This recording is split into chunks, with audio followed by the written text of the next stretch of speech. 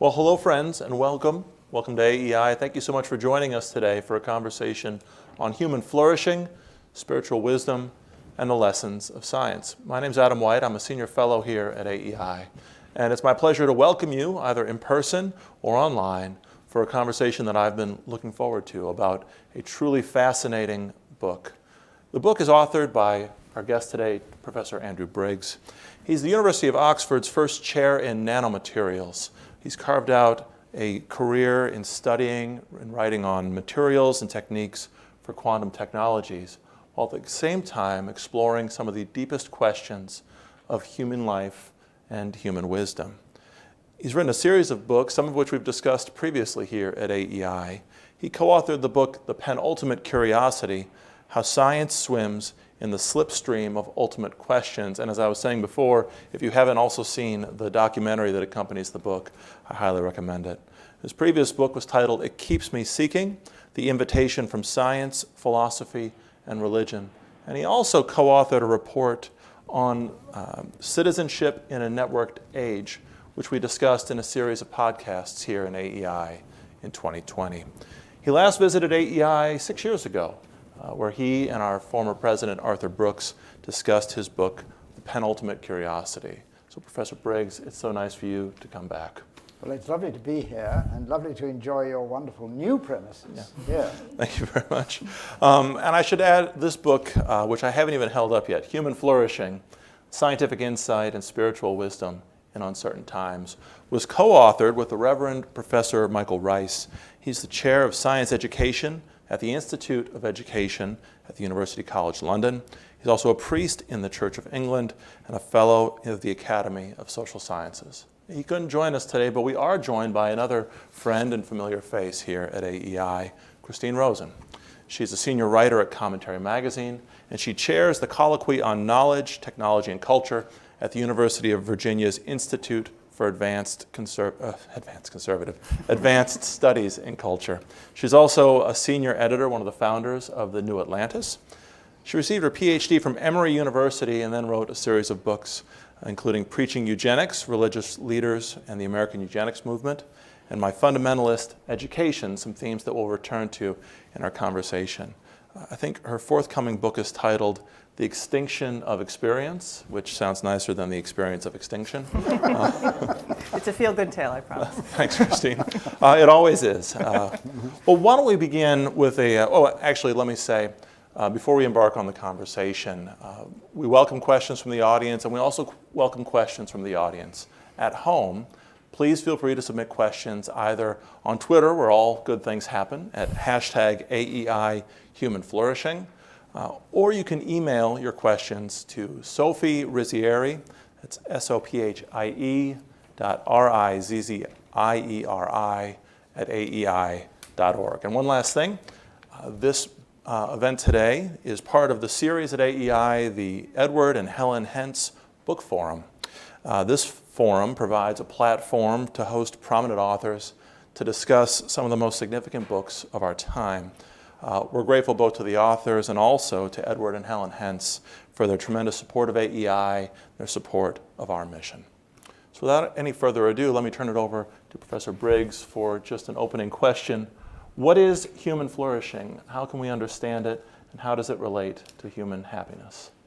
Easy opening question. Well, thank you very much. Human flourishing you can think of as life going well. And there are various ways of segmenting it, not because the different aspects can be separated, but just for clarity of thinking. And the way we chose in the book was to think of three dimensions of human flourishing. The first is the material dimension, because it's hard to flourish if you're in extreme poverty. Second is the relational dimension, because it's not good for humans to be alone. Solitary confinement is recognized as a terrible punishment. And we're made for each other. We need each other. And then the third dimension we called the transcendent dimension, Because somehow, even when the material dimension is well provided for, even when the relational dimension may be going well, or even if actually, for that matter, if those two are not going so well, that there seems to be something that calls out for something more than either of those. And it manifests itself in different ways for different people.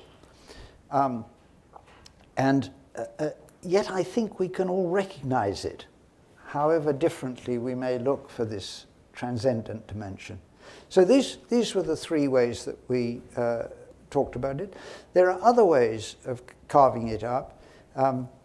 For those of you who are mathematically minded, you can think of it as a rotation of three-dimensional tensor space. So, for example, Miroslav Volf at Yale talks about life going well, life feeling well, and life doing well.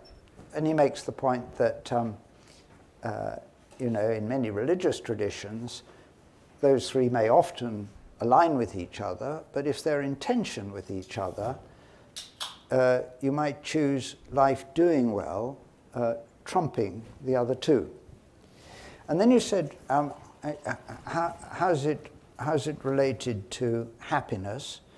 Well, happiness is a part of it. It's, in Miroslav Volf's terms, it's the life feeling well. And it's a good component. We want to be happy. It's part of the American dream, the pursuit of happiness, though to judge by the way some people treat money, it may sometimes seem to have metamorphosed into the purchase of happiness. But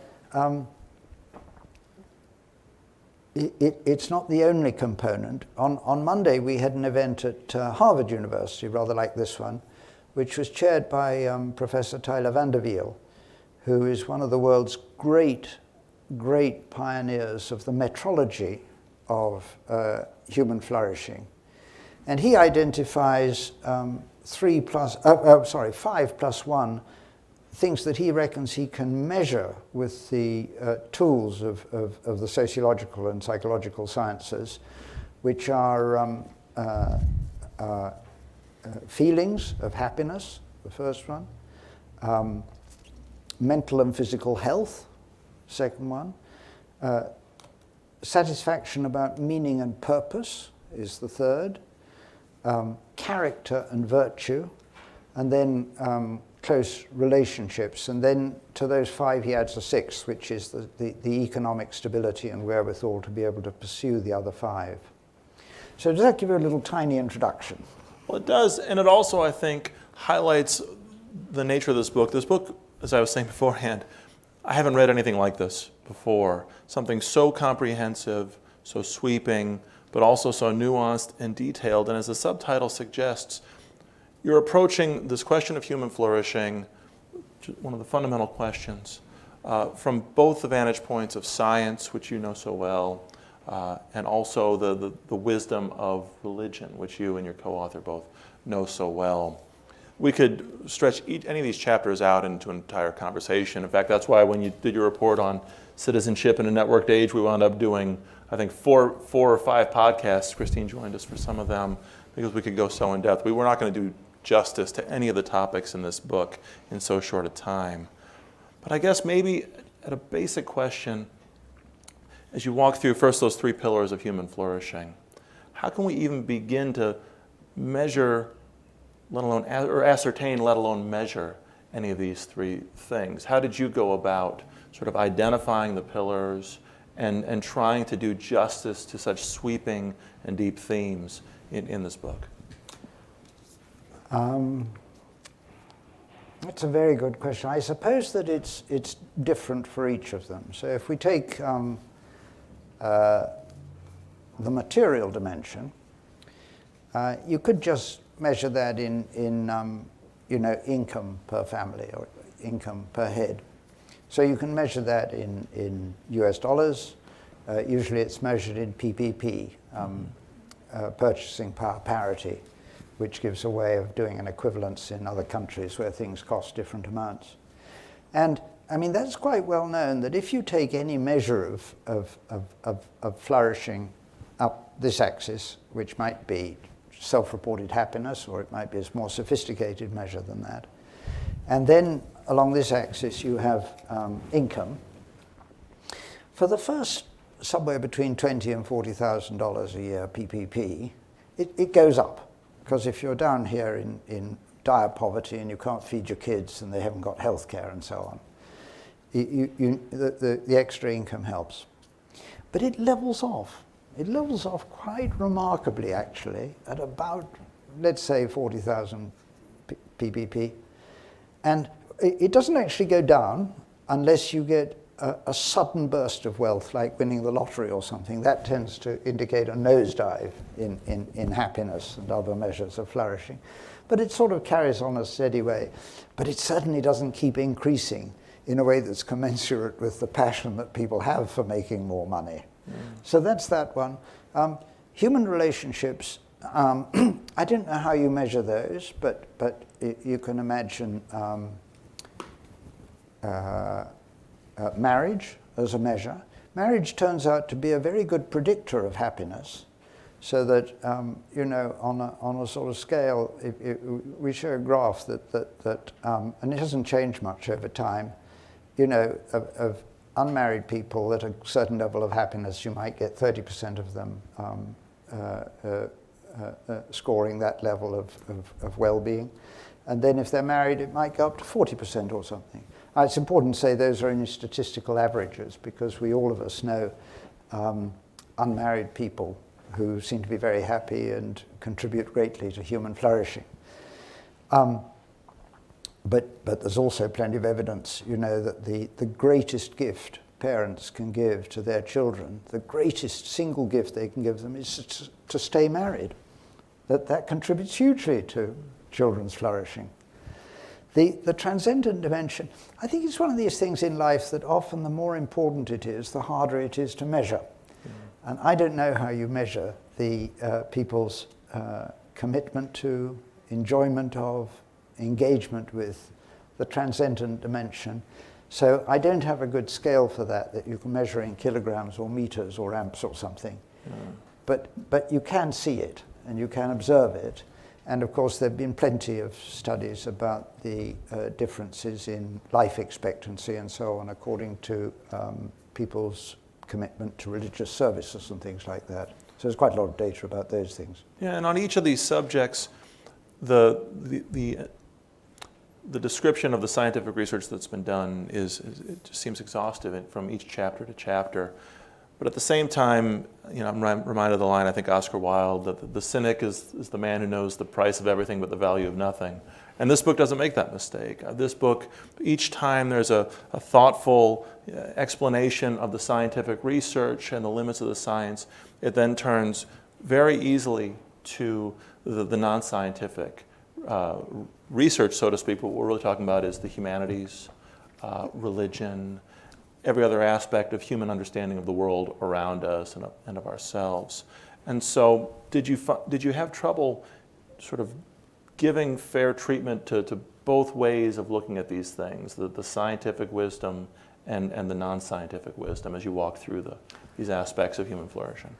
Well, maybe we ought to have had more trouble than we did. We actually found that they belong very naturally together. How's that? Oftentimes these are seen as in tension with one another, in contradiction to one another, science versus non-scientific reasoning. Yes. You said they fit naturally together. Well, I think so. I mean, you were kind enough to mention the penultimate curiosity. Yeah. And the story that we found and that we told there was that pretty much throughout history, where you've had a culture or a community or just occasionally an individual who's interested in ultimate questions of meaning and purpose and truth, and we may come to that in connection with this book, questions of why are we here, what is God like, how can he be known?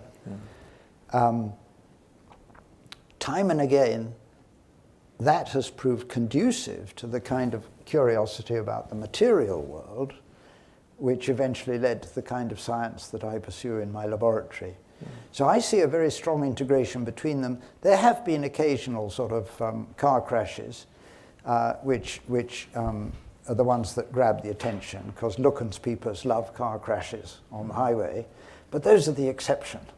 And what I've just described is a much more typical trend. Well, let's then turn to the point you just mentioned about truth and so on.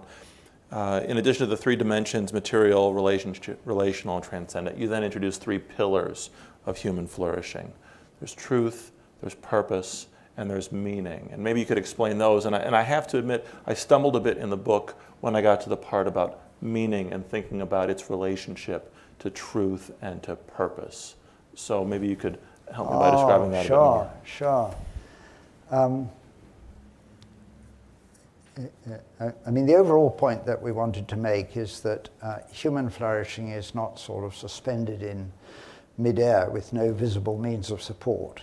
It isn't just anything you want it to be. There is some sort of objectivity to it. And we chose these three pillars. You could probably think of others as well, but they were the ones that seemed to us to be the most robust. And the common theme that we found across all three of them is the way that objective reality and human choice are entangled between the two. So maybe that's most surprising in truth, all right? So you might want to say, well, truth is truth. It's objective. Surely, Andrew, you're not just going to say that, you can have your truth and I can have my truth. Right. And, you're entitled to your own opinions, but you're not entitled to your own facts. Right. That's Moynihan. Exactly. And even there, it turns out to be more subtle than that. And, especially if, like me, you're a realist or a critical realist, I think my science is trying to approximate some description of a reality that's there against which my scientific work must be tested. Mm-hmm. But nevertheless, I choose what kind of experiments I'm going to do. I choose what instruments I'm going to use to measure them with. In the quantum world, this actually gains a mathematical precision through the Heisenberg uncertainty principle. And it actually depends what basis set you make a measurement in, what reality you then discover, in a way that has puzzled philosophers of science ever since quantum theory was developed about 100 years ago. And it's not only in the science laboratory that applies, but it also applies in life. What intellectual tools are we going to bring to bear to the reality of life? Mm-hmm. And the tools that we choose will affect the reality that we discover, and therefore the truth that we articulate. Mm-hmm. With purpose, I'm going to be staying this from tomorrow, as it happens, with a dear friend called Paul Davis in Arizona State University. Some of you may have read his books. And Paul will ask questions like, is there a purpose to the universe? Does life have a purpose? And I understand what Paul means by questions like that. I think that we've spent many happy evenings discussing them. And I love it when students at Oxford ask, is there a purpose for my life? What is the purpose for my life? It's a wonderful question to answer. But there comes a point where you have to mingle aspects of talent and ability and motivation and circumstances and education and training with a choice that you're going to make. What are you going to make the purpose of your life to be? And it may be one that you choose. To some extent, I think it may be something that you create. And then with meaning, I think it's easiest to see this in the arts, isn't it? With pictures and with poetry and music. That I wrote the book with Roger Wagner, The Penultimate Curiosity. He's an artist, and he's a highly articulate artist and a very prominent public intellectual. But nevertheless, his paintings he's doing because there's something that he's passionate about. whose meaning depends on the way that the viewer interacts with the painting. We tell the story of T.S. Eliot. We have one of Roger's paintings over our mantelpiece at home called Ash Wednesday, which is a poem by T.S. Eliot that has the lines, "Lady, 3 white leopards sat under a juniper tree in the heat of the day." And a student is reported as having asked T.S. Eliot, "What do those lines mean?" And he paused for a moment and he said, "Well, I think, or what did you mean by the lines, you see?" He said, "Well, I think what I really meant to say was, lady, 3 white leopards sat under a juniper tree in the heat of the day." And what Eliot was communicating, of course, was the words are put there for the reader, for the hearer, to interact with. And the meaning is a dynamic between what the author wrote, or the painter painted, or the musician, the composer composed, and the reception and interaction by the recipient. So that's where I stumbled. When you talk about meaning, whether it's in art or whether it's in the meaning of a human life, are you saying it's subjective, and the meaning is in the eye of the beholders, or is it like truth, something more objective that we're each searching for, but exists separate from our perception of it? I love the question. I think it's so rich, Yeah. all right? And I think you can ask about the meaning in different contexts. So if there's a legal document and you say, what does that contract mean? That's a different kind of question from reading a poem and saying, what does that poem mean? And you need to bring a different kind of mentality to the different situations. Well, speaking as a former lawyer, don't go asking us for any kind of deeper meaning. After you introduce the truth, purpose, and meaning, the pillars of human flourishing, you then turn to some of the context of our lives and ask, what challenges do these things, technology and other things, present to the search for human flourishing? And maybe this is a natural time to turn to our guest, Christine, both for her thoughts so far, but also focusing especially on technology, which you've written on so much over the last several years. What challenges does technology pose to human flourishing? Well, I'm glad you asked. And I'm actually glad that you ended on poetry and art, because that was, for me, what I really wanted to ask you about in the context of this conversation. Although I first have to say, it's such a pleasure to read this book. I say this as someone who reads a fair amount of technical stuff about technology, but I actually love literature and poetry. And this has it all. It has philosophy, it has history. So it really was such a pleasure to read, such a broad-ranging book. So you talk about the material, the relational, and the transcendent. So when it comes to technology, I think, although I'm somewhat skeptical of some applications of technology, I think there's a general agreement, and you give us many fine examples in the book about how both in material benefits and in relational benefits, technology has brought us great gifts. It's really contributed to human flourishing in many ways, although probably the verdict is out on social media and Twitter in particular on that score, but we'll just set that aside. But it's the transcendent that was bothering me, because particularly the way that you just described this conversation that Eliot would have had with a student, is a human being talking to another human being. And we know already that our technologists are promising that artificial intelligence, machine learning, all of these wonderful things that can do many good things for us will also create poetry and art and literature and music, and it will be just as good, if not better, than what a single human being can do, because it will draw on the vast knowledge that we have and the vast cultural history. What this has led to, I think, are some practical, weirdly practical things that are unnerving to normal people. So I'm thinking of, if you work in Japan, there's a machine you have to smile into, and it measures the sincerity and authenticity of your smile, so that when you're working in a public-facing job, your boss knows if you really mean it when you're smiling at your customers. L'Oreal in Europe requires now a video to be sent in with a job application, and they do analyze using machine learning and various technologies. They're gleaning some information from watching the interviewee's face on screen. And we have I think most of this is hype, not reality, but we have companies in Silicon Valley saying that they're going to data mine your dreams so that they'll teach you more about your subconscious.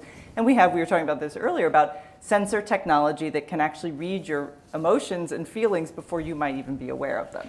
So some people, this can be very exciting in the context of helping people who have mental illness, for example, or who have health conditions where some alert might help them handle a situation. That's great.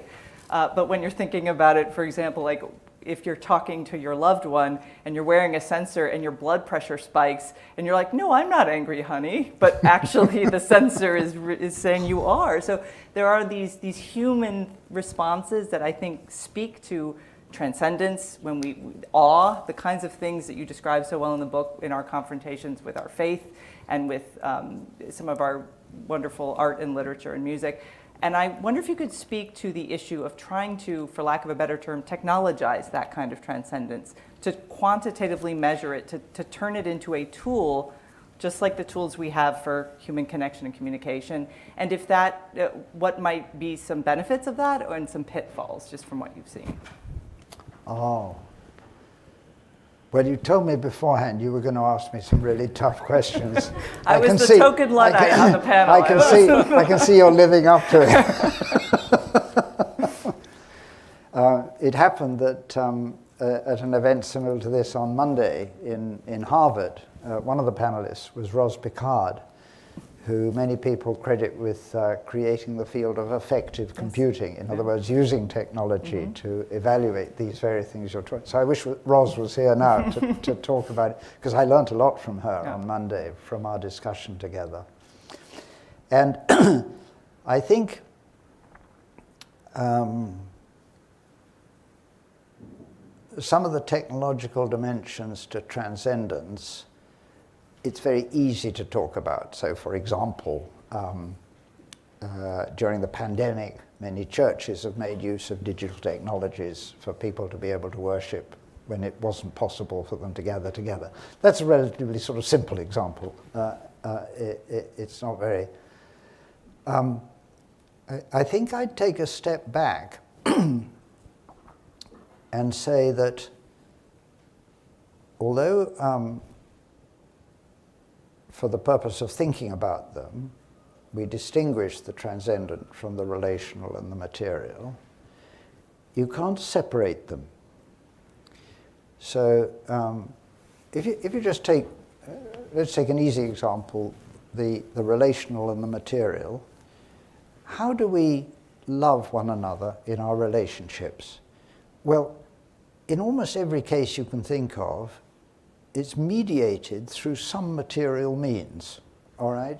It might be cooking a meal for someone, it might be giving them a birthday present, it might be like my colleagues in Oxford who developed the AstraZeneca vaccine, that they can love people by, in the laboratory, developing a vaccine that will inoculate them against it. So you can see that the relational is manifested through the material.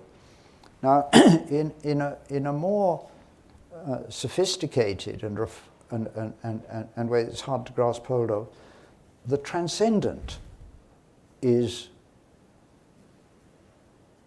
well, I think always, I was going to say always, is that true? I think it's always mediated both through the relational and through the material. Maybe you can think of some exceptions, but if it's enjoying a painting or a sculpture or a piece of music, that's going to be mediated through material means. And it's also often relational, although you can, I suppose you can have a transcendent experience by yourself. I suppose that's possible. Within the religious traditions, within the Christian tradition, the transcendent is mediated through material means, and you can think how that happens in Christian worship and so on. And of course, supremely, with the sort of focal event of the whole Christian tradition is the Word becoming materially embodied. Okay, so those are some of the ways that those kind of connections can happen. Now, I'm not taking the answer to your question the whole way, because I'd like to bring that up to date to the most sophisticated digital technologies. But you can see the sort of direction of travel. Yes, no, and I like that because actually I had a little follow-up because one of the things I loved about the book is that you argue, maybe you didn't intend to, but I took from what I read, that human unpredictability is actually an asset. This is a good thing. And when you think about how we live our lives and how we're constantly trying to be safe, and particularly in the last few years with the pandemic, it was so refreshing to hear an argument, and actually an ethical argument for unpredictability. And perhaps it's because you come from science, where that is your everyday, you work with that every day. Coming from the humanities, it's actually something that I think you're taught to value if you study the past, for example, to try to understand the mindset of someone who is completely different from you by piecing together scraps of their lives and trying to get inside their world, but with humility. So I guess I would ask, how do we preserve that human asset, the appreciation for things like mild self-deception, not having to be utterly transparent all the time to everyone. Some things that actually our technologies encourage us to do and which can have some benefit but could be taken too far. So I guess I'm looking for guideposts.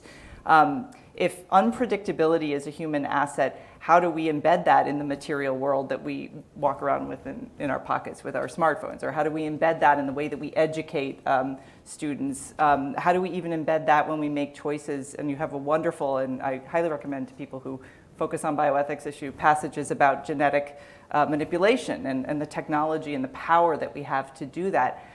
All of this unpredictability, though, might get lost, and we lose something if that disappears. Occasionally you do build unpredictability in deliberately.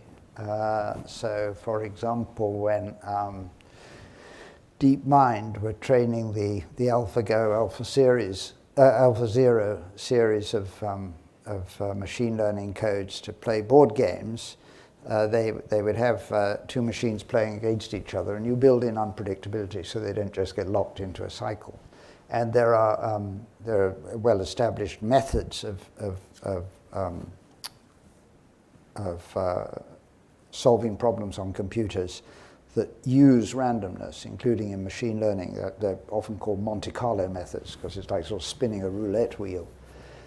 Most of the time, you don't actually need to build in unpredictability. It's just there.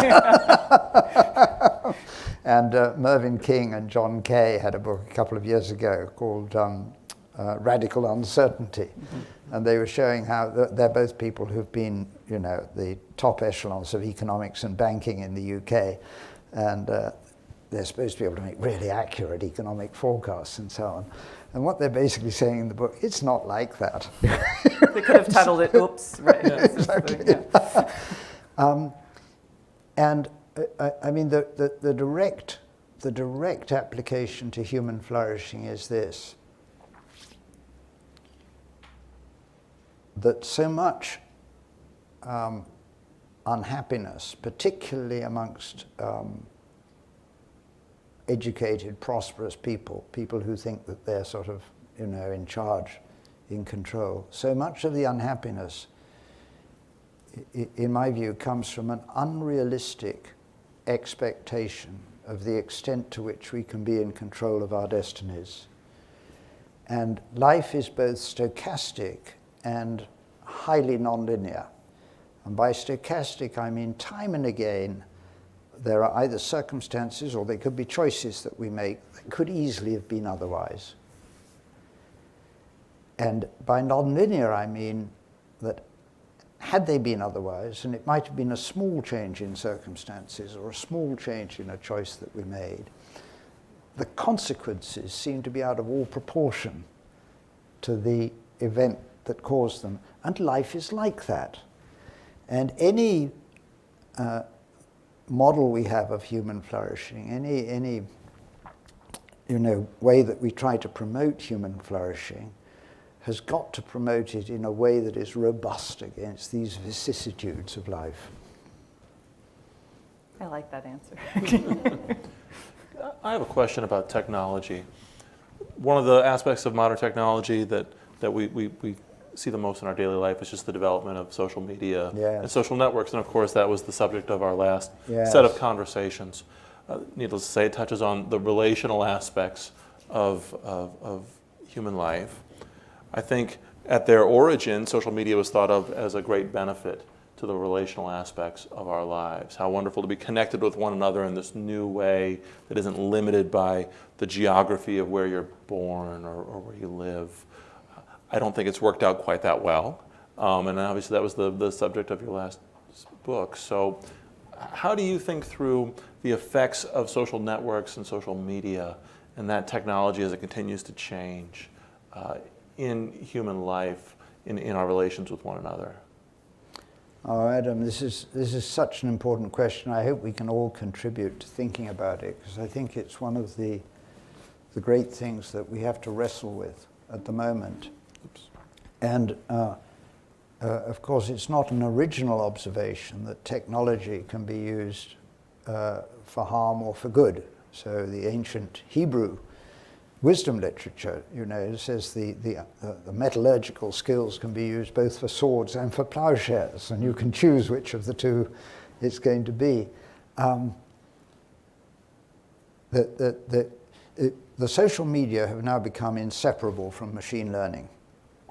And I'm an enthusiastic nerd for machine learning. We develop it in the lab for quantum technologies. And we started doing this about 7 years ago because the experiments we were doing with quantum devices were getting so difficult that we needed the resources of machine learning. And it's greatly accelerated the work that we can do in the lab. You discuss in the book how it facilitates your ability to run experiments at just within a fraction of a degree of absolute zero. That's right. Yeah. Colder than anywhere in outer space. It's very remarkable. About 20 millikelvin is typically the temperature. So there are all sorts of ways in which the machine learning is already proving hugely beneficial. Medical diagnosis, I mean, it's just fantastic for screening scans and so on. At the same time, there are some ways that it's being used, particularly through the digital networks, including the social media, but also things like search engines and so on. If any of you here think that you're not subject to machine learning, then either you're never doing a search on Google, or never buying a book from Amazon, or you're just mistaken, all right? Because they're crawling all over your data exhaust every time you do anything online. And it's particularly topical in the UK at the moment. There was just a report that came out last week which was specifically to do with the digital networks as used by people under the age of 18. And Jonathan Haidt, the social psychologist, well, he identifies 2012 as the year when the graph really took a sort of hockey stick turning of the mental damage that was being caused to young people by the social networks. And I'm sorry to say that all the evidence is that the girls were harmed even more than the boys by things like body image and things like that. And the most, the saddest measures of it are increases in suicide rates amongst those demographic sectors. And there was a report that came out from the Prince's Trust about 5 days ago that got a lot of coverage. The BBC had this interview with the mother of a 15-year-old girl who'd taken her own life. And she'd been at school at the time, and for some reason the teacher had let her out of the class. And a couple of hours later she was dead. And they did an analysis of what she'd been looking at on her phone for 2 hours before she died. And it's just too awful for words, a sort of mixture of hard pornography and methods of killing yourself. And I do believe actually that in the big data companies, the Googles, the Apples, the Amazons, the Facebooks, the Microsofts, I do believe that there are people there who care about the ethics. But as far as one can see, they are trumped by the people who want to increase shareholder value. And if you want to increase shareholder value, the first thing you've got to do is increase screen time. So we've got a new colleague at Oxford who's come to a post in machine learning in the Department of Engineering, who'd previously been in YouTube. And in 2012, YouTube was scoring about 2 million viewing hours per day. And they were set the goal by senior management of increasing that to 1 billion viewing hours per day on YouTube. And they succeeded about 5 years later. Took them about 5 years to do it. So in terms of shareholder value, that's terrific success. No doubt lots of people got lots of bonuses for achieving it. In terms of the human flourishing of the people who are doing the viewing, it probably constitutes a terrible failure. And I think that's what we need to address, and I think at the moment we're rather largely failing to address it, I'm sorry to say. Well, and Christine, feel free to jump in as you like, but let me just, what does that say about humanity, that the way to increase the profitability of these platforms of YouTube is to keep, is to have algorithms that keep shoveling more and more of the worst stuff at us? The internet is just as effective a delivery tool of Roger Scruton lectures and other good things, yet YouTube seems to be making its profits elsewhere. Is that really a reflection of YouTube, or is that a reflection of us? Well, Christine, and no, to add to that, to please, pile on, as it were, yeah. I would ask about accountability for all of Yes. the machine learning, because I think you have a wonderful discussion of how some of these predictability algorithms are used for things like determining parole, for example. There are many examples you can come up with, but the ones that struck me the most, and I think that you handled very well, are how we are using a lot of technology to care for the most vulnerable. Whether it's deciding whether they can be free when they leave prison, or it's because they're elderly and how can we monitor them for their own safety, for their own flourishing late in life, and children. I mean, this is also it's always the most vulnerable who are the first people we experiment on to protect, right? And that can create wonderful benefits and safe things for this. But the accountability strikes me as the issue here. And you discuss having a balance between the machine and the human, and always having a tension there depending on the application.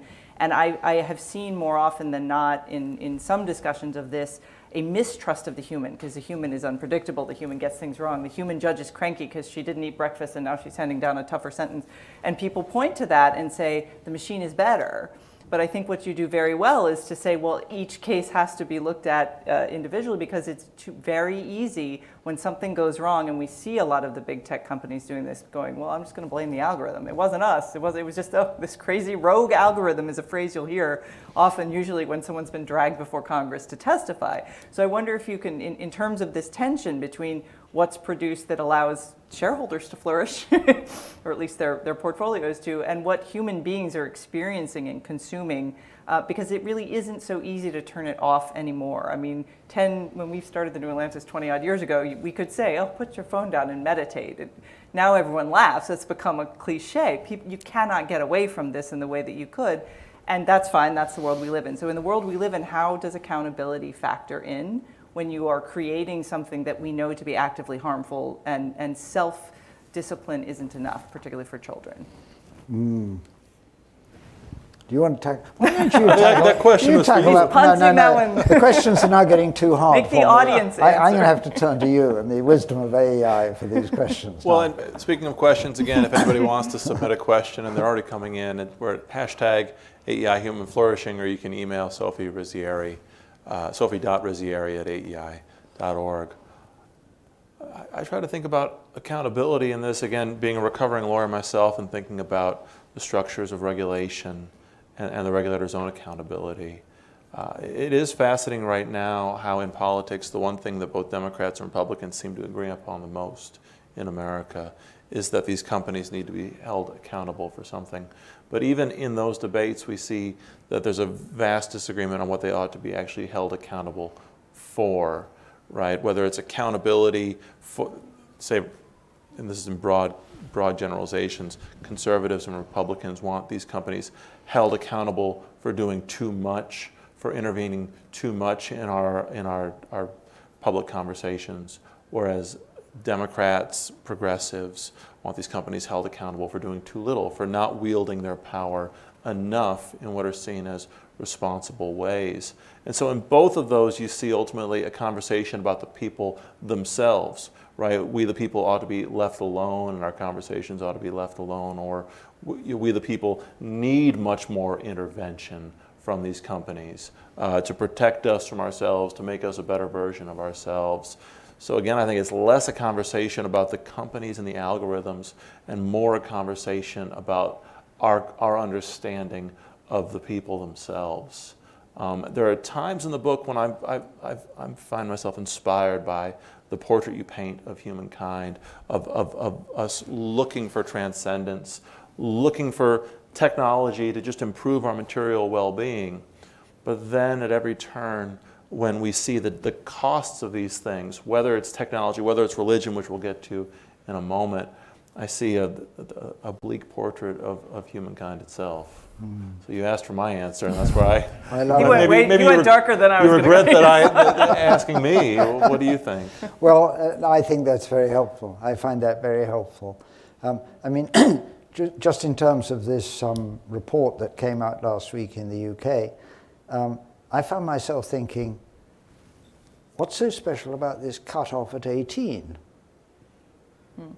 So, you know, I think we've got to have a combination of a change in heart in the corporations, however you bring that about. There's got to be regulation, and there's got to be individual education and inculcating disciplines and so on.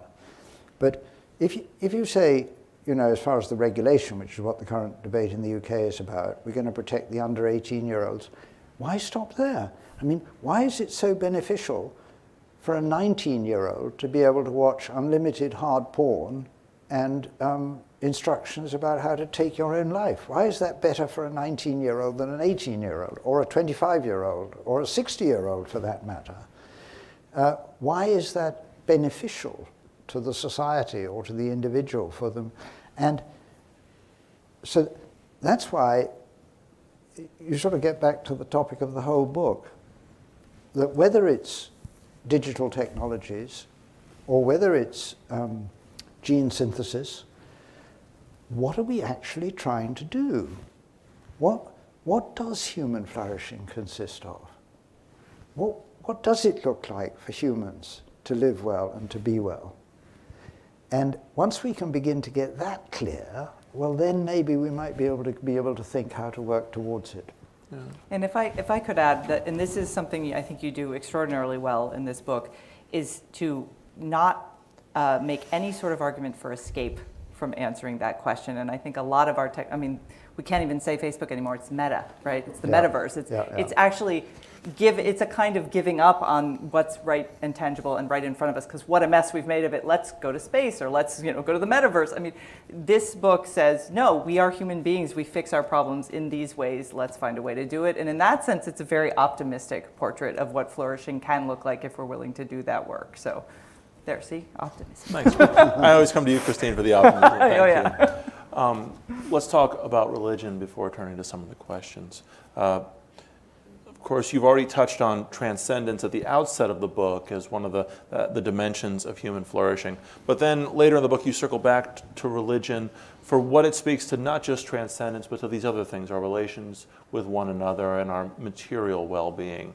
So maybe for those who haven't gotten to read the book yet, could you give just an overview of how religion plays into these questions, both as an object in and of itself that we're trying to understand, but also as a means for understanding the rest of it? I love that sort of two-part question, actually. The first one is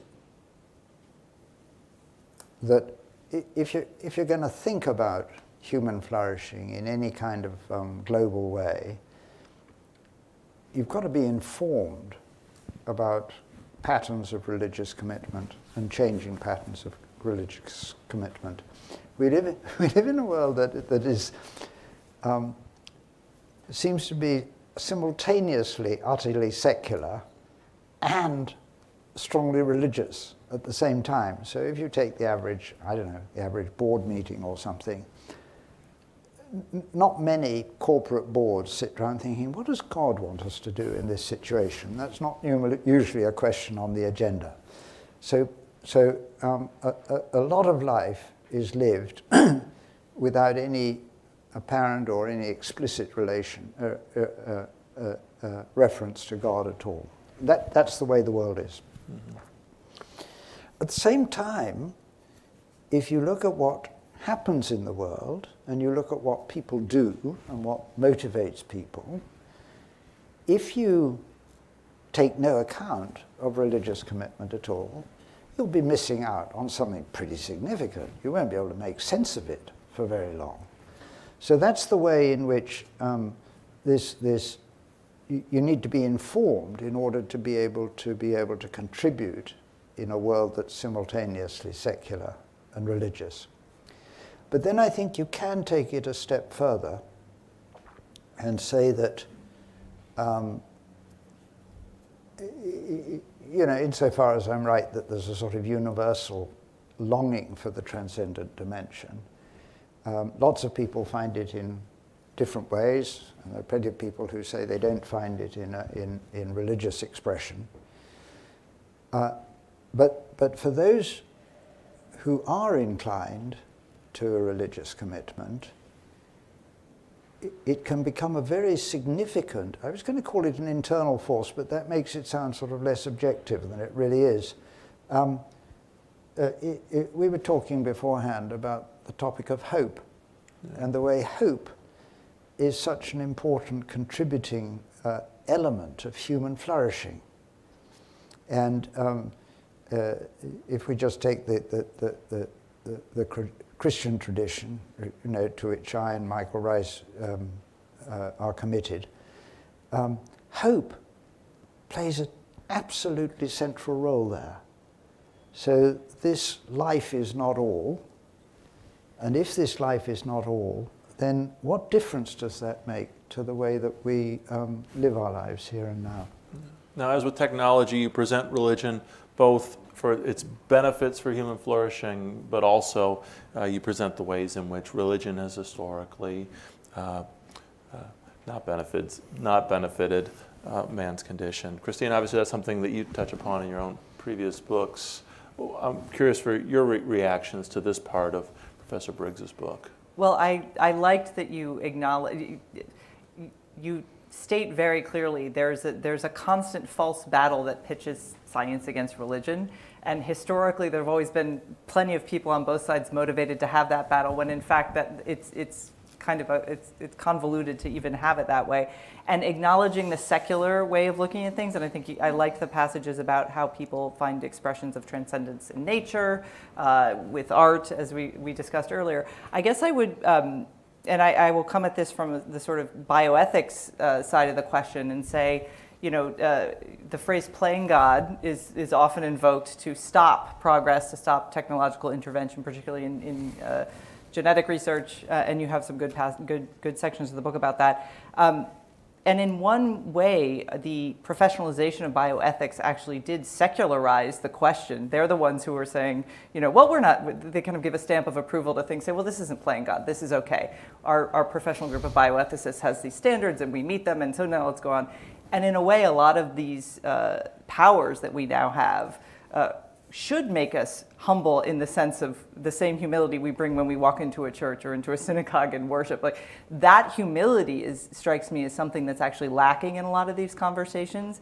And I wonder if there is a role, there have been some religious leaders in the recent past, particularly on bioethics issues, who've been writing and talking about this and sort of stepped up, and that's important.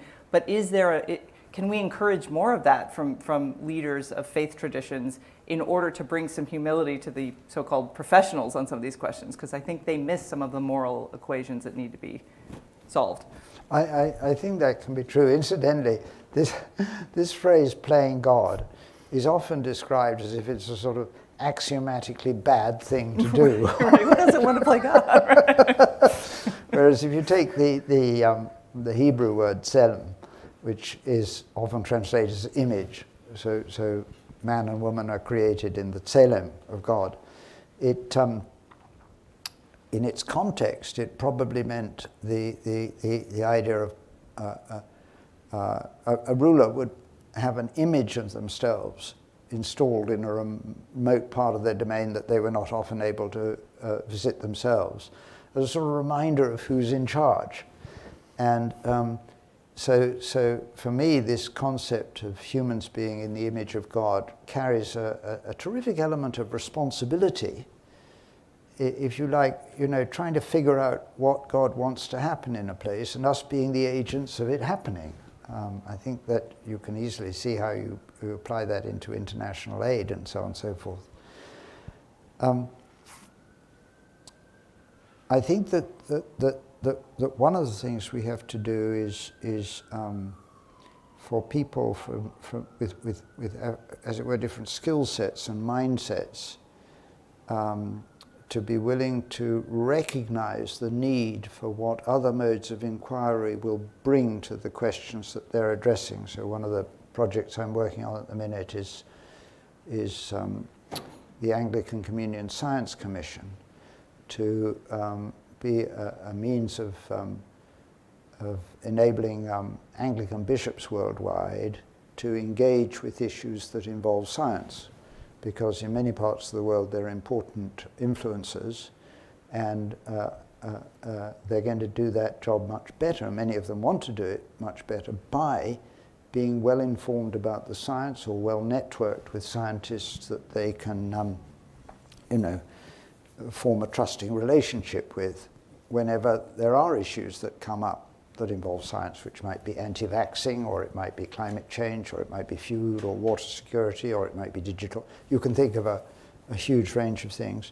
And then, the complement of that is to help scientists like myself to recognize the ethical and moral responsibilities that we have for the science, which we will only be able to contribute to if we work well with those who are well trained in ethical and moral disciplines and ways of thinking.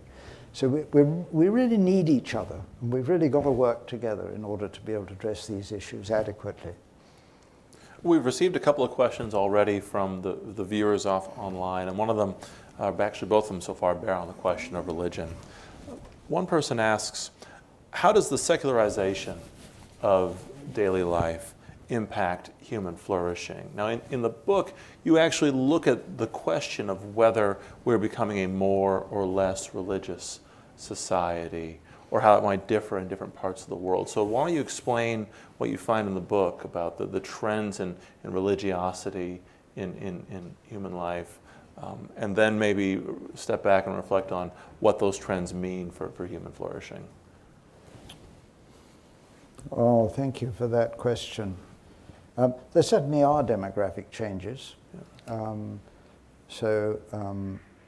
Within the Anglican Communion, in the UK, the numbers are reducing, but many people think that the level of commitment of those who are committed is increasing. So you get more of an emphasis, as it were, on quality than quantity. But then in other parts of the world, it's growing rapidly. So probably fastest in Africa. So people are beginning to talk of replacing thinking about post-Christian Europe with thinking about post-European Christianity. Mm-hmm. So that's going to make a difference. I think the other thing to recognize, the Bob Dylan song, you've got to serve somebody, Everybody's got some sort of belief system. Everybody's got something they worship. And so you don't have people who don't worship anything at all. It's just they may not be worshipping God as learned through the different religious traditions, but they're worshipping something, and I think it helps if people can recognize that, and think rather carefully, what do I want to worship, or who do I want to worship, and if it's not going to be God, then what is it going to be? Is it going to be my career? My success? My something? What is it that really is more important to me than anything else? And is it going to be the guiding orientation, or it could be the guiding relationship that's going to determine everything else that I do? So I think it's helpful to stop and think about that question. And I suppose it's ironic that while it's familiar to think about religion as being in decline, Yes. at least in the West, when you mentioned in your book, as you just mentioned a few moments ago, that there are parts of our lives where we aren't thinking specifically about the religious aspect of our life, and you say the boardroom or in corporate decision making. If anything, at this moment in time, the boardroom is the part of at least American life that's getting the greatest influx of, if not religious values, some sort of non-financial values. We see this playing out in what they call ESG, Yes, right? Environmental, social, and governance aspects of corporate decision making. So in some ways, it's not a religion, but it is certainly a refilling of that part of our life. There was that very remarkable statement by the Business Roundtable, 2019, where they said, for a long time the Business Roundtable has acted as if the only thing that mattered was increasing shareholder value. And what they said was, that doesn't actually reflect what we do. And they came up with 5 values, of which only the 5th was shareholder value, and that was long-term shareholder value. And the signatures were updated, I think last year. And, it's getting on for 200 companies where the CEO, and most of the companies you could think of are there, were willing to sign up to this. Now, whether they live up to it as well as signing up to it is another matter, of course. But it's nevertheless very remarkable that they did sign up to it. Yeah. Another question on religion from the audience. Somebody asks, does a person's lifestyle affect their understanding of the transcendent? In thinking through those aspects of the book, as people are searching for answers about God and the bigger questions, how much do those answers ultimately sort of mirror the person's own understanding, right? Are those conversations, those searches, telling us more about the object of the search or about the searcher themselves?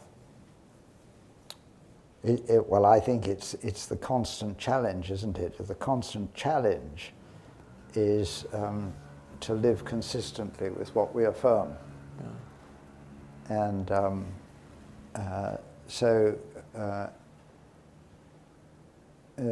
you can sit down in your better moments, think what you do affirm, and then, if you're anything like me, but I don't think it's specific to me, you look at what you actually do and you think, there's a bit of a mismatch there. And the point is, having identified the mismatch, then to think, well, how am I going to address that and close the gap? I see a couple of hands up for questions. Why don't we take a few audience questions along the way? We'll start here with the first question. There's a microphone coming, and then the next question is here. Thank you so much for coming in person. I was a little late. Hopefully this question is still salient.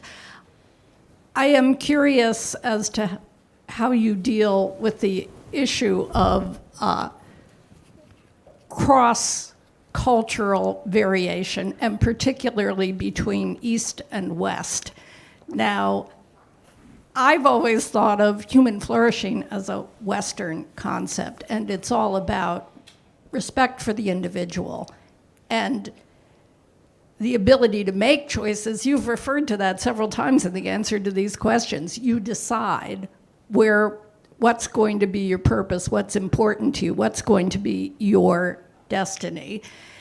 Now, I'm certainly not an expert on the East, but my understanding is this is so much less important that it really isn't a central part of what their idea of human flourishing would be.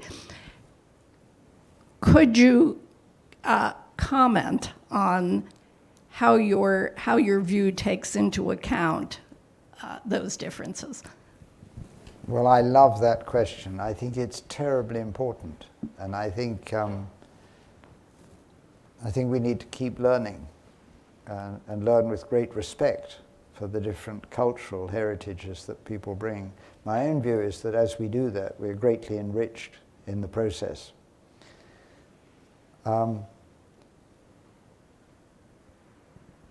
One way of thinking about it is the relationship between free will and responsibility.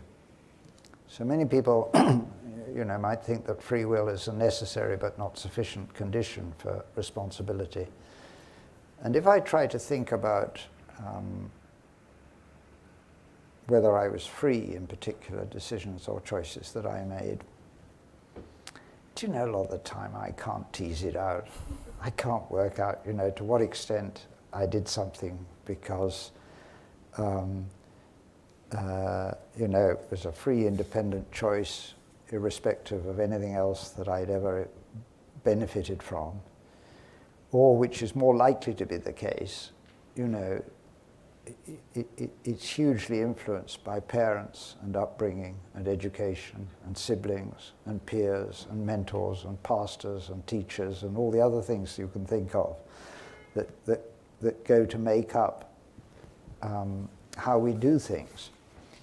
And the degree of choice that people have had has varied enormously, over history. If you were a slave in the Roman Empire, your choices were rather restricted compared with your master's choices.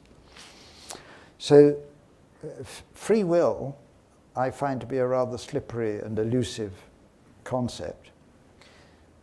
A much more robust one, I think, is responsibility. And that is to say, whatever the cocktail was of influences that led to any particular course of action, when I did it, I was responsible, and I am responsible for what I did in a way that I think is robust. And I think that,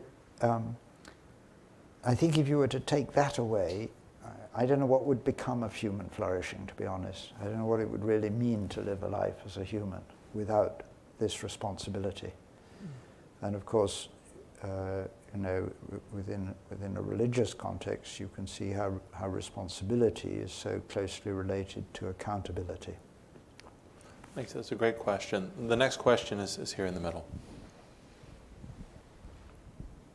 Thank you both so much for a fantastic conversation. So this is a question for both Dr. Briggs and Dr. Rosen. Are there any historical examples of reining in technologies in ways that were not just, brutally regressive, technologies that might have been viewed as threats to human flourishing? And I ask that question because I'm curious, from a historical perspective, do we know for certain that social media or the technologies that we have today are going to just keep following this up curve, of control and intervention in our life? Or alternatively, do we just need to treat social media, bring the hammer down and treat social media down, treat social media as a publisher, which would effectively interrupt their functioning as it works today. So I'm just curious about what historical context might illuminate or not illuminate about modern technology and human flourishing. Christine, would you like to go first? Sure, I'll give you both a historical and contemporary answer, which is the same. It's the Amish. The Amish choose which technology, they use technology, but it's a communal decision focused entirely on will it help their community continue to flourish. And if it won't, then they make a decision about whether to externalize it. So they'll use a phone in someone else's home, but not bring one into their own. They'll have, electrification in certain parts of their workspace, but not in the home because that disrupts other activities. And it's different from community to community. It's not that's like a single rule. So I think that way, that is not a practical way for most of us to live with technology, but the questions that are asked are absolutely crucial, not just for individuals and for families, but for communities and for institutions. And I think you're right that, right now social media is the thing everybody's worried about, but there'll be something else, some other iteration of it along the way. The challenge is not to say it's all bad or it's all good or it's harmless or it's up to the individual to deal with it or parents should just monitor their kids' use. I have 2 teenagers, so I'm like, I just laugh when people say that. And my kids didn't get cell phones till they were very, very old compared to their peers, and still it's just, it's a very powerful thing to put in the hand. It's the stick of dynamite in the baby's hand in a lot of ways. But it also is incredibly helpful to them as a tool. So I would say the questions that we need to ask are exactly the ones that are described in this book and that we've been discussing, which is to say, does this contribute to human flourishing? Does it at least touch on one of those pillars that we know to be grounded in human history and experience and philosophy? When we've tried things before, it might not have worked, but this is a new technology. We have to ask those questions, and the Amish ask them. I mean, they have been doing it for a very long time, and it remains for me a very good example when something new. I don't want the Amazon, the Astrobot. Have you heard about this? It's like one of these new interactive toys for kids. I'm like, everyone should instantly become Amish before getting that toy in their home and ask all of those questions. Maybe it'll be great for your kid. Maybe it will be a really weird surveillance sentry that you don't want to invite into your private space. No, that's a great answer. Okay. We should touch on the final chapter of the book, where you bring the reader to what you call the essence of flourishing, which is love. What do you mean by that? How is love the essence of flourishing? We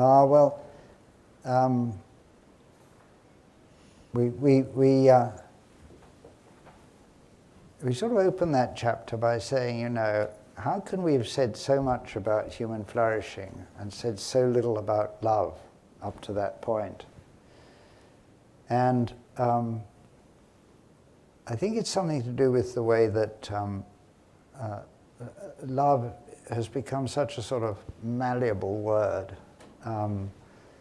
that it either means very little or it means, too much.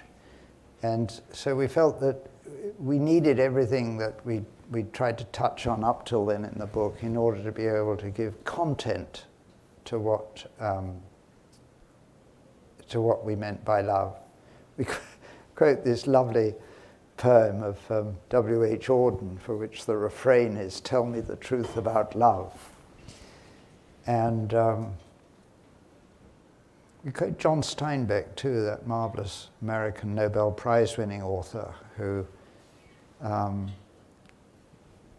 in East of Eden puts into the mouth of the Chinese sage in the book this observation that the worst thing that can happen is not to be loved. It's every child's terror. And so love is both, knowing that you are loved is the greatest, I think, contribution, at least for me, to human flourishing. And it's also the way that we promote human flourishing around us. We sort of ask the question, if love was a sort of fuel like gasoline, could it be the power of the engine of promoting human flourishing? And I think we feel that actually,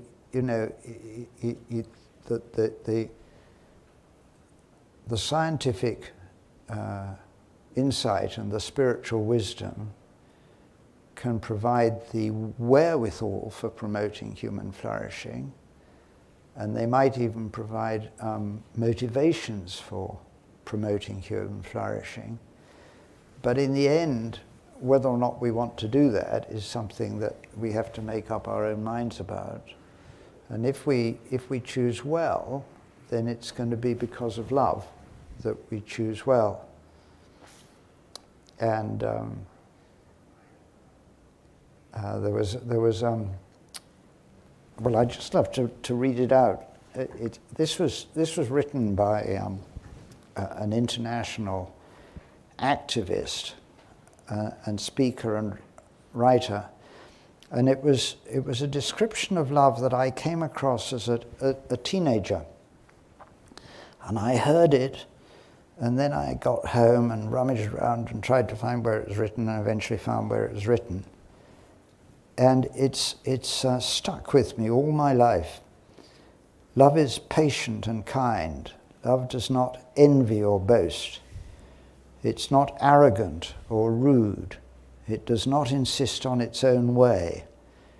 It is not irritable or resentful. It does not rejoice at wrongdoing, but rejoices with the truth. Love bears all things, believes all things, hopes all things, and endures all things. And I sort of feel that if the book helps to promote human flourishing fueled by love like that, well, that's my prayer for the book. Okay, so long as we're quoting the Bible, I have to ask a question. You turn to the Bible a few times, not heavy-handedly throughout the book. When it comes to the question of truth as a pillar, you quote Pontius Pilate, "What is truth?" Yes. Well, in reading the book, I thought back to a little bit earlier in the Bible. A lot of trouble starts when Adam and Eve eat from the tree of knowledge of good and evil. Yes. And so truth is one of the pillars of human flourishing, yet in a way, and I'm being horribly unfair, I guess, in framing the question this way, in some ways, the pursuit of if not truth, of knowledge is at the root of a lot of evil. So, I mean, since we're quoting the Bible, how would you understand that aspect of mankind's journey, the pursuit of knowledge, the pursuit of knowledge of good and evil, both as a tool for human flourishing, but so often taking us in the worst possible directions and from the very start? I wouldn't have asked this question, but I feel like you've opened the door to it. It's a great question. It's a great question. I mean, I'm at the University of Oxford, where I'm surrounded by people who pursue truth, which I regard as a noble pursuit, and I want to encourage it. But rather, as we said that, as we said that technology, can be used for swords or plowshares. So educational skills can be used for good or bad purposes. Jonathan Haidt, I quoted earlier, in a book that he wrote called The Righteous Mind, reflects, I think it was John Stuart Mill who originally said, that reason is the slave of the, sentiments was the later word that he used, emotions, whatever, which is a way of saying that we come to choices for a whole variety of reasons. Sometimes they are genuinely objective reasons. I'd like to think that an engineer building a bridge, is coming to the design of the bridge because of careful calculations that she or he has done. But most of life, we're making decisions for other reasons. If we're clever, educated people with good rational faculties, we can then turn those rational faculties to persuading other people that the choices that we've made are reasonable. So this is what one could think of as the, if you like, the abuse of truth. A disproportionate number of British prime ministers, including the present one, had as their training ground the Oxford Union debating society, where the whole point is, the whole training there is to be able to be given either side of the debate to argue for, and to be able to argue for it persuasively. So if we've got politicians who've come up with that training, it's not surprising that whatever policy they decide on for whatever reason, which might be they want to stay in power or get re-elected or something, they're then able to use these skills to argue for persuasively. So this is how that sort of truth, I think, can become a device whose use is not necessarily promoting human flourishing. That's why if we have those kinds of skills and abilities, it's so important that we choose to deploy them in a way that I hope will promote human flourishing. Christine, before I give you a chance to ask a last question or offer a last observation, I guess my last question, Professor, is of all the, you've covered so much in the book, and we can only skim the surface of it in this conversation. Having finished the book and now seeing it in print, is there any subject that you wish you had touched on, anything that you wish had made its way into the book that for one reason or another didn't, or that only occurred to you after the project was complete? Well, I think one we've already touched on, which is the question of hope. I think I would have loved I said more about that. I think another one that I feel is integral to human flourishing and is such an important topic is,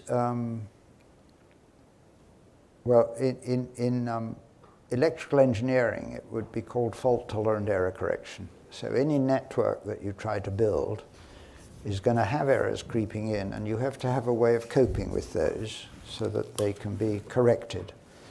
And in fact, in something that's quite central to my lab, which is quantum technologies, quantum computing, the quite astonishing discovery actually made by one of my co-authors in It Keeps Me Seeking, Andrew Steen, was that fault-tolerant error correction would be possible in quantum computing. There are good reasons in quantum theory why it was thought to be impossible, and he found a way of getting around those. And in our human networks, our human relationships, and I would say also in our transcendent relationships, mistakes occur, and we have to have a way of doing fault-tolerant error correction, and that way is forgiving. Christine, any final question or final thoughts? Would that every Twitter user would just take that as their motto when someone puts something stupid online? I just want to say that the theme of control, which we started the conversation with, which you mentioned a few times, and which in this book is sort of a subtext of a lot of this discussion, it is in constant tension with the flourishing, because the flourishing, as I think you've very brilliantly argued here today, is about embracing needing forgiveness because we make mistakes, and the imperfections, and the idea that we can have complete control, which will lead to happiness. I think Americans in particular, when someone says the pursuit of happiness, emphasize, oh, happiness, I have a right to be happy. And they forget it's actually the pursuit you have a right to have, not the you might not get the happiness, but it's actually the meaning comes from the pursuit. And I think that's the part where both forgiveness and love, which you ended with, are very important ideas to factor into the idea of human flourishing, which we don't get enough of in our discussions, certainly not in the political life. And Professor, a last word? Well, just thank you. Thank you both for such a stimulating and enriching conversation. I'm really grateful to you. Well, thank you. Again, as I mentioned at the outset, today's event is part of a series we have at AEI, the Edward and Helen Hentz Book Forum, where we host authors to discuss the most pressing moments of our time. I mean, what a joy to get to discuss this book in the series, the most pressing issues of our time or of any time. And so I'm so glad that you could join us today, both of you. So please, everyone, join me in thanking Professor Briggs and Christine Rosen. Thank you. Thank you. Thank you very Thanks, much. Christine. Thank you, Christine.